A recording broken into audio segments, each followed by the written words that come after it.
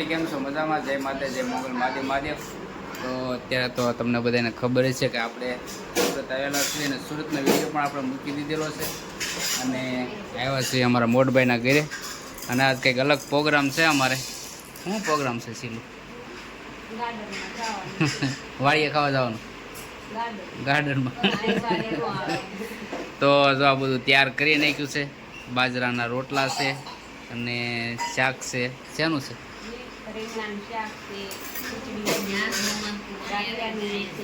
બધું અલગ અલગ છે. જો બધું તૈયાર કરી નાખ્યું છે. થેલો ભરી લીધો છે કમ્પ્લેટ. છાશ, શાક, રોટલા, પાપડ, પછી ગાંઠિયાનું શાક છે, પછી ખીચડી છે.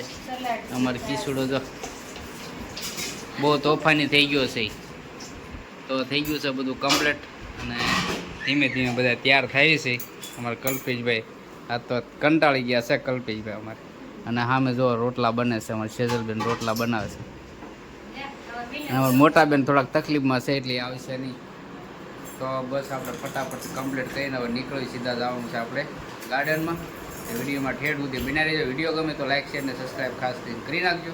તો નીકળીએ આપણે ફટાફટ ગાર્ડનની અંદર. વિયા બધી વસ્તુ અમારા સેજલબેનને અમારા શીલો મેડમ લાવીને બેઠા છે. આ છે વન ભોજન કરવાનું છે આપણે. વન ભોજન ચાલુ છે કમ્પ્લીટ બધાને.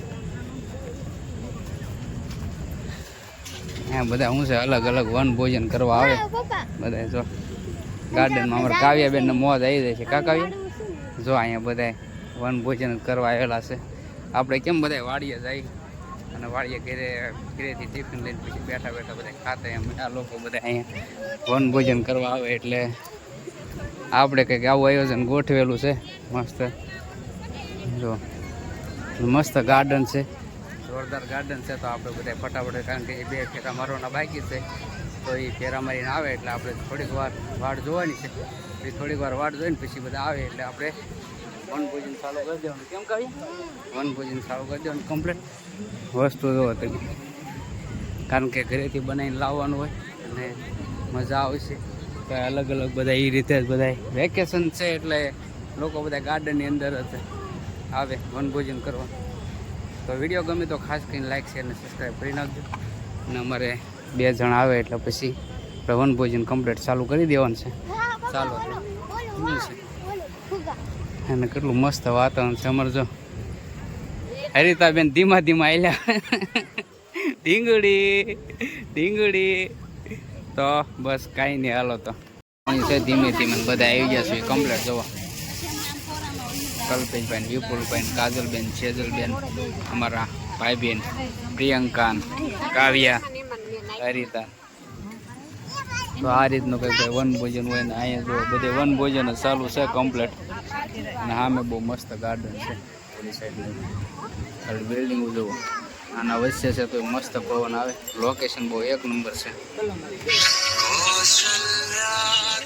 જો પીરસાઈ ગયું છે આખા રીંગણાનું શાક છે, બાજરાના રોટલા સાથે છે છાશ અને તો કમ્પ્લીટ ખાવા મળ્યું છે. અને બીજું ગાંઠિયાનું શાક સાથે છે, ઘઉંના પાપડ છે.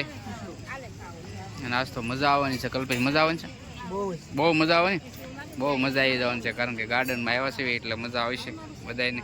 અને લોકેશન ભાઈ 1 નંબર છે, ગજબનું. મેં તમને ઘણી ફરી વખત કહું છું કે અહીંયા બધા જો એ રીતે ઘરેથી બધું લઈને આવે અને અહીંયા બધું ખાય. અને ઓલી સાઈડ છે એ ગાર્ડન છે, ઓલા બગીચો છે બધા બાળકો, નાના બાળકોને રમવા માટેનું. અને અહીંયા બધા જો વન ભોજન કરે એવું બતાવું તમને. ખાલી લોકેશન તમે કહેજો કેવું છે. 1 નંબર લોકેશન છે. ચારે બાજુ બિલ્ડિંગ છે અને વચમાં ગાર્ડન છે. તો મસ્ત ઠંડો પવન આવે છે. તો પીરસાઈ ગયું છે કમ્પ્લીટ. પાપડ આવી ગયા છે, ઘઉંના લોટના પાપડ છે, અથાણું છે. એ ઢીંગુ અમારે ઢીંગુ ખાવા આવી જો નાની ઢીંગુ. કારણ કે ઠંડુ છે આ બધું. કારણ કે વરસાદ આવેલો છે કે નહીં એટલે થોડુંક ઠંડુ વાતાવરણ છે એવું લાગશે. મજા આવશે. તો સાથે પાપડ પણ છે.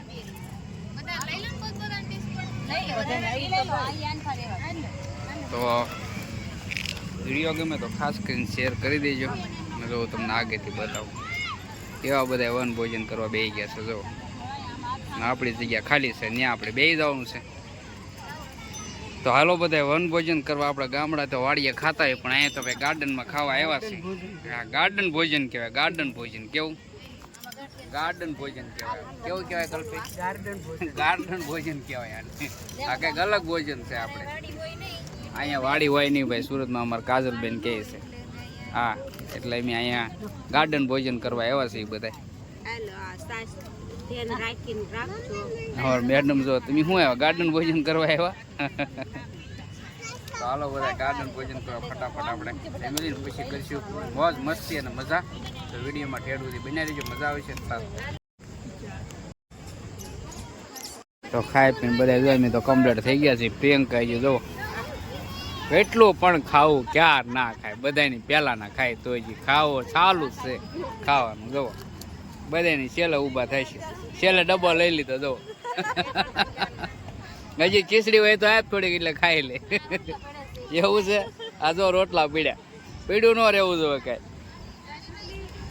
તો જો ભાઈ આ રીતની કંઈક મોજ હતી અને મજા આવી ગઈ. બધા ગાર્ડનમાં જમવા આવ્યા અને ભાઈ ગાર્ડન ભોજન કર્યું. બધા ભેગા બેન મજા કરી. કાવ્યાબેનની ફૂલ રેકેટથી રમે છે. ક્યાં રમતા ખબર નથી. વે ગયા છે કાવ્યાને કિશુન ક્યાં ગયા? જો આમ બેઠા છે અમારે બધા ખાઈને આ બધું બે એવા છે. ખાલી મોસમ જોવો તો બહુ મસ્ત છે ભાઈ, ગજબનું છે. જોરદાર લોકેશન છે. અને હવે આપણે સામે બગીચો બતાવે છે, ત્યાં છોકરાને બધાને લઈને જવાનું છે, બધાને રમવાનું છે. પણ અમારે થોડીક આને ઉતાવળ છે એટલે એ લોકો વયા જાય છે ને અમે લોકો રોકાવાના છીએ. અને બહુ મજા આવી ગઈ, કારણ કે 2 કલાક જેવું રોકાણ. અમારે કિશુભાઈ ફૂલ રેકેટ રમતા હતા ને. જો કિશુભાઈ બે ગયા. કિશુ બટા જવા દે. મજા આવી તને? હે મજા આવી? લે આમ કરવાનું. તો બસ આ રીતનું કંઈક હતું. અને મેં તમને કીધું વિડીયો ગમે તો લાઈક શેર ને સબસ્ક્રાઈબ કરી નાખજો. ખાસ કરી તો જવાનું છે સીધું આપણે ગાર્ડનની અંદર. તો ચાલો આપણે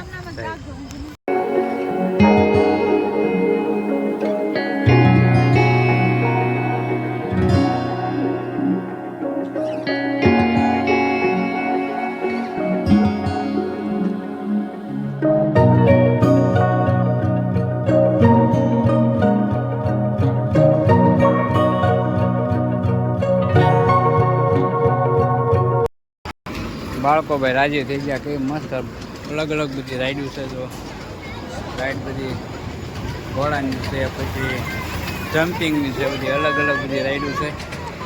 અને આમાં બાળકોને મજા આવે છે આમાં રેલગાડીમાં. એટલે બેડ્યા અમારે તો બધા આમ બેઠા છે.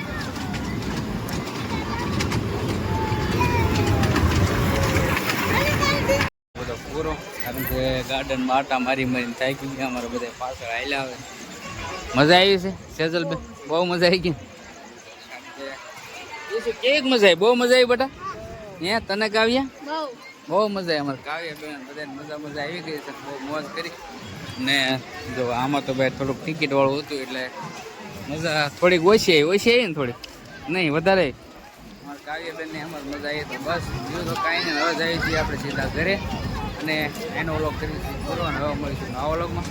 જય માતાજી, મંગળ મહાદેવ. ચાલો તો બાય.